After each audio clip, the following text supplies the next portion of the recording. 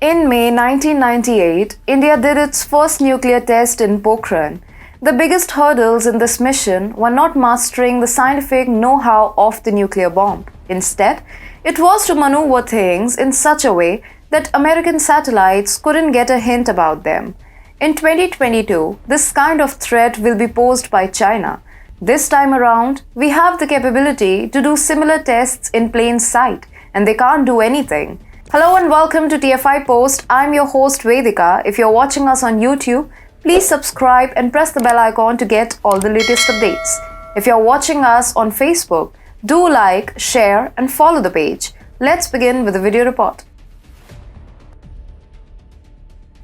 According to reports available in the public domain, India is set to test Agni-V on Abdul Kalam Island. Authorities have already issued a notice to airmen regarding missile tests. The Bay of Bengal is now a no-fly zone up to December 16. The probable date of testing: Agni-V is a nuclear-capable intercontinental ballistic missile.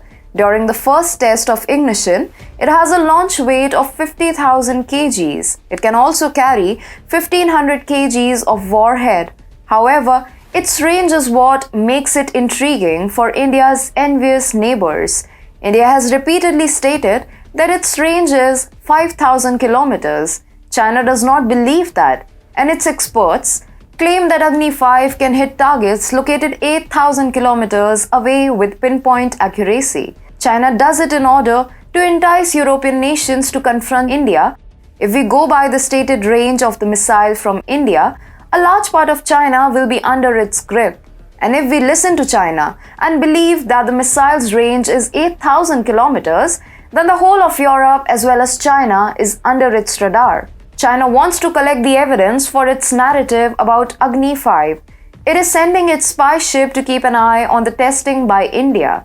Reports indicate that Yuan Wang 5, part of the Chinese fleet of spy vessels, has entered the Indian Ocean. The ship, operated by the Strategic Support Force of the Chinese Navy, was last seen in the Sunda Strait of Indonesia. The Indian Navy is taking the required action, but the problem with the Chinese is that they park their ship in international waters.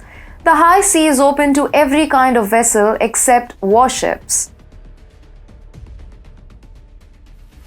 Experts suggest that the ship changed its course after India announced its intention of conducting the missile test. This analysis is based on the off-scene behavior of Yuan Wang. It is infamous for standing like a stoic demigod in international waters. Its main job is keeping an eye on every other country, posing a credible challenge to Chinese authoritarianism on global stages. No wonder India is on its radar. Last month, it foiled India's plan. India had planned a similar missile test in November as well. A few days ahead of such a test, Yuan Wang 6 entered the Indian Ocean. Even then, the Chinese Navy had acted after India issued a prior but regulatory compulsive announcement of NOTAM. At that time, India could not make a proper arrangement to counter the threat posed by the Chinese spy Pug and had to cancel its plan. Not this time though. The very fact that the Indian government has declared NOTAM indicates that India is well prepared to counter this threat.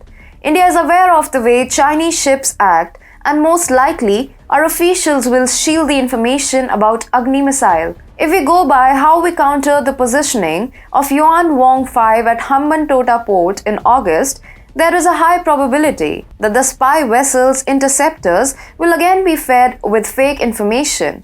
In August, Chinese interceptors are reported to have come to a standstill thanks to the frying of their circuit by India. While we seem to have found a temporary solution to the problem, it is not a sustainable one.